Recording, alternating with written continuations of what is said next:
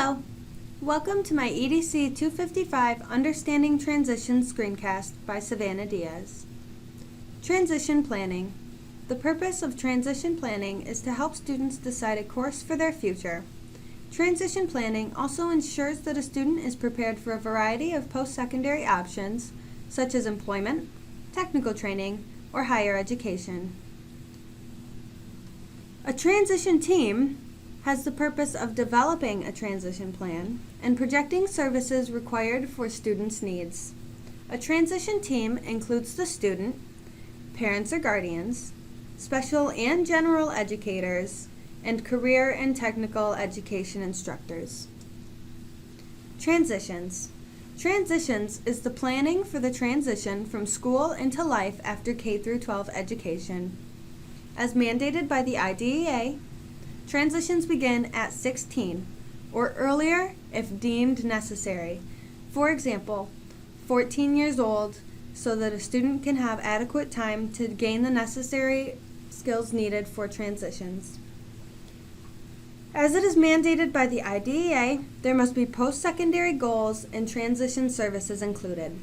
Transition services are a coordinated set of activities designed within a result-oriented process which promotes movement from school to post-school activities. As transitions is mandated by IDEA, there are multiple laws related to transitions. Today, we will go over 3. First, the Carl D. Perkins Career and Technology Education Improvement Act of 2006. This act offers opportunities in preparation for employment for people with special needs. The act is intended to develop the academic, technical, and career skills of students in transitions by building relationships and services with local, state, and federal agencies. Next, the Workforce Investment Act. The Workforce Investment Act authorizes funds and guidelines to help job seekers with barriers, such as special needs, to become trained and ready for the workforce. This act includes Section 504, which protects individuals with disabilities in the workplace from discrimination. This also affects student and post-secondary institutions, as it mandates for accommodations and modifications. Lastly, the ADAAA, or Americans with Disabilities Act, Amendment Act of 2008. This act clarifies and expands definitions of some disabilities in order to restore protections to groups that had been previously denied in courts under the wording of the Americans with Disabilities Act. Employers may not discriminate against qualified workers, and there is freedom from discrimination in employment, public services and accommodations, such as public schooling, and telecommunications. Assessments in transition planning. Assessments in transition planning is an umbrella term which covers the career, vocational, and functional assessments of students with disabilities. The data in these assessments is used to make informed decisions for a student's transition plan. One of these assessments is the Esther J. Revised. The Esther J. Revised identifies a student's strengths as well as program needs for transitions. This assessment can be given by interview as well as with reliance on knowledge of the students. For example, Section 1, which goes over subjects such as a student's attendance, should be done independently, while Section 6, which covers a student's likes and dislikes, should be done collaboratively. The student that I used for my case study is Joseph Smith. This student is very athletic, high energy, hygienic, and personable. However, he has difficulty focusing and a high aversion to work. The Esther J. and interview on my case study student Joe. Joe has appropriate recreation and leisure, is ready for employment, and very personable. Altogether, he is ready for the social aspects of the world. His percentile readiness, 62%. Focus areas are community participation and post-secondary education. Community participation includes being more involved and knowledgeable about things going on around the area and how to participate with community agencies. Post-secondary education is required for education on why secondary education is important in life. This is an example of the IEP goals given to Joe after the Esther J was given.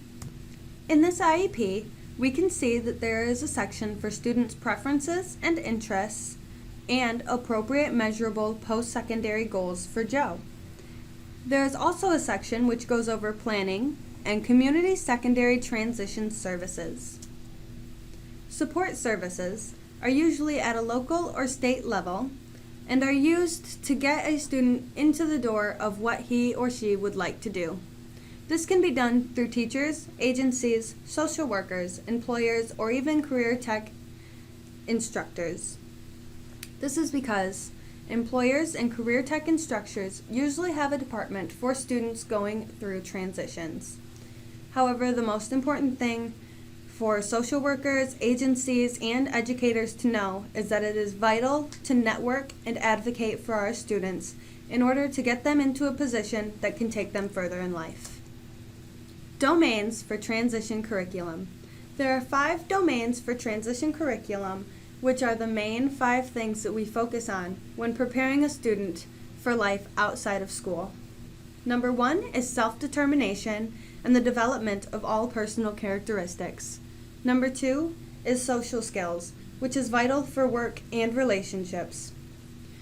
3, career and employment development, which includes the seeking and filling out of apps. 4, life skills, which includes how to create a living arrangement and pay bills. And lastly, prep for post-secondary schooling.